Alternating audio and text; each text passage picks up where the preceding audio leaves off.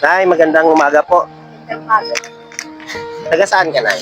Kalooban. Caloocan ka po. Ah, ilang taon ka na? Kasi, Pwede, okay lang ba na makakunting interview ka namin?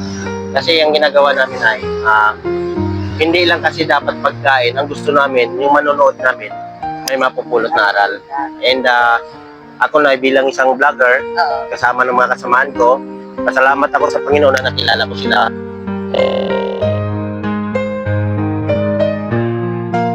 Gawa ko ito, sabi ko, Lord, lagi ko pinag-pray talaga na sabi ko, sana dumating ang araw na hindi lang itong maibibigay ko sa inyo.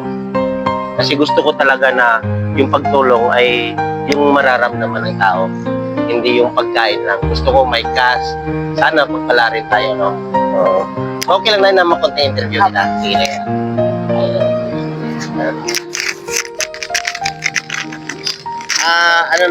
Anong maipapayo mo sa mga kabataan kagaya nila? Kagaya namin. ang mapapayo ko sa mga batang agaya nyo, sana, lalo pang umano yung pagtulong nyo sa mga tao kagaya na. Yun. So, anong mga pagkakamali mo sa buhay mo, Nay, na ngayong edad mo, kung maibabalik mo yung nakaraan, kung pwede mo siya ibabalik, ano yung gusto mong gawin na hindi mo nagawa noon? Gusto kong gawin yun. Makapagtrabaho maganda, ganun. Tapos, yung kahit pa paano, makatulong ako sa mga kamag-anak ko doon. Hindi natuloy. So, ilang taon ka na dito, Nay, sa Kalye? Ano pa lang ako? 3 years. 3 years old? 3 years ka lang 3 dito? years. 3 years, so ibig sabihin, dati hindi ka naman ganyan, so may Hindi. pamilya ka, Nay. Meron. Ano lang, tampo. Kaya ganun nandito. Nagtampo ka? Oo. Yan naalala nyo, yung sinasabi ko sa inyo, Talaga kasundo. oo, na sa tao, natural lang yung magkatampo.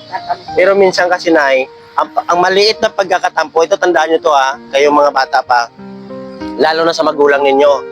Pag nagkatampo kayo sa magulang ninyo, huwag nyo nang hayaan na tumagal o lumalala.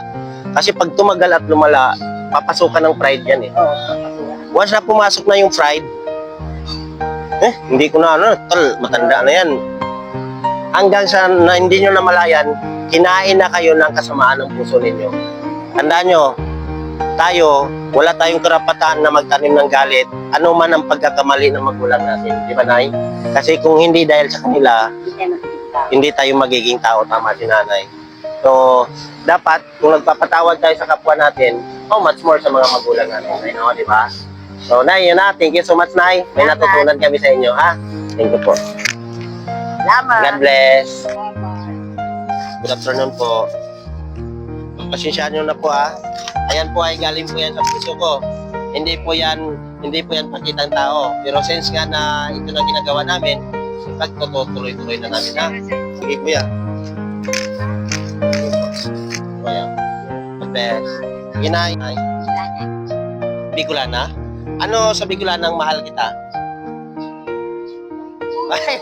Hindi. Nakalimutan mo na sa tagal mo sa Maynila. Kasi matagal ka na sa Maynila. Ilang taon ka nang ganyan, Nay? Sige, Nay. Nay, pasensya ka na. Iyan lang magbigay namin, ha? Sana ipag-pray mo kami na mas marami pa tayong matulungan, ha? God bless po, Tay.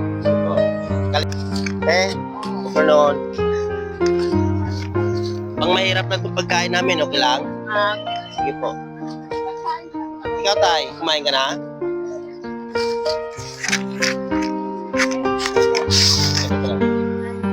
Sige po, thank you. Ay, si Manong, sa gilid. Ay.